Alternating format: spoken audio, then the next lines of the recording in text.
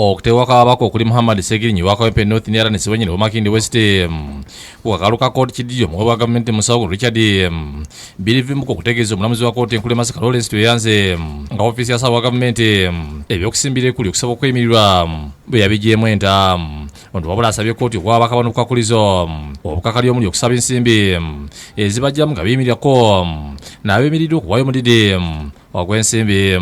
The sureties, my lord, that submitted that it will be much more. The non-cash will be much more. And my lord, we also state that it will be reasonable.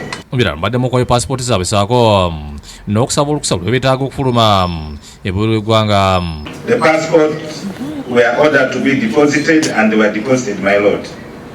So we pray that let them be retained. Kyokka mpulira bw'obabira Kalebu Alaka Obukwakkulizo obumu abwakanyiza ng'agamba nti abantu baagala okusaba omudidi gw'ensimbi okweyimirira bamaze omwaka mulamba nga tebakola tenga ne passport ezogerwako zaaweebwayo dda mu kkooti luyaba okweyimirira okwasooka olwo abalesa abeeyimirirwa okubadde omubaka Joseph Gonzaga Ssewungu wa Kalungu West eyali omubaka wa Lubaga North Moses Kasebante meya w'ekibuga ky'e Masaka Florence Namayanja n'omusise ku division e Kawempe Bagonza Thomas ng'awaayo ensala yo omulamuzi tweyanze akkiriza bawabiri okweyimirirwa ku bukadde bw'ensimbi 20 ez'obuliwo n'ab'ebiriddwa obukadde 5 ezitali za buliwo.